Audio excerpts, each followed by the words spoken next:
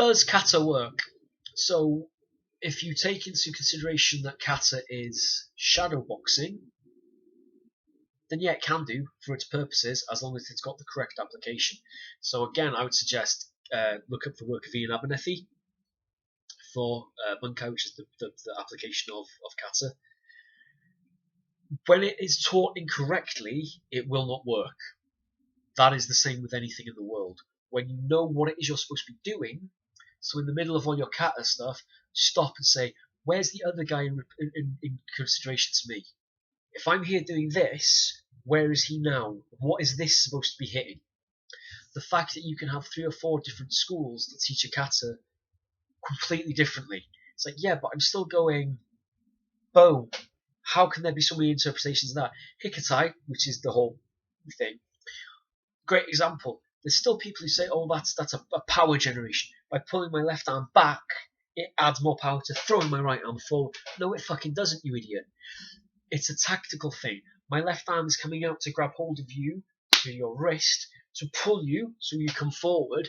You're off balance, and I've opened up your ribs and I've opened up the side of your head, allowing me to get a strike in somewhere that will have an effect. Hikatai is tactical, not power generating.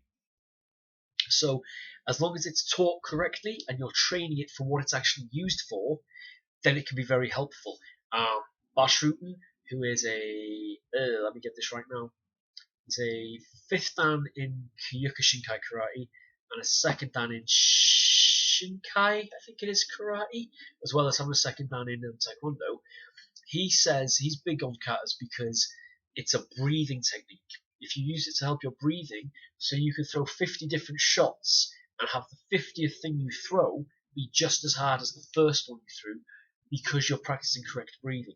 So if you take from the kata what you can in terms of this will work in terms of helping my breathing, helping me maintain my breathing while I'm fighting, this will help me run through a series of things that I'm training correctly, then yes, it will help. Also, of course, with Bashruten, he's got the O2 trainer, which is a great device for helping you breathe and helping your abs. I digress.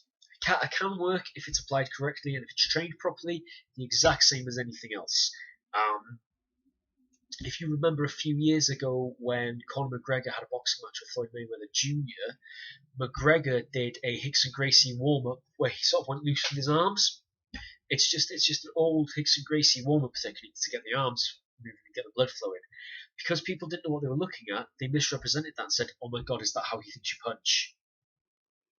So because it was misrepresented, people went, oh, he doesn't know how to punch. He's a fucking MMA world champion, you dickhead. Of course he knows how to punch. But because they didn't know what they were watching, they misrepresented it. So you would look and go, well, of course that's not going to work as a punch. That's not what it was. That was never intended to be a punch. If we take that mindset with kata, and we're aware of what we're watching, we're keeping an open mind of where is the other guy supposed to be in relation to me when I'm doing this, then yes, kata can work within what it's supposed to work as, but it's not any type of replacement for actually training with another human being and actually getting on the pads and having a little bit of sparring. Sparring isn't a big deal because that then falls into having a match fight, which we want to avoid, but kata does work for its intended purposes once you train it for its intended purposes the correct way.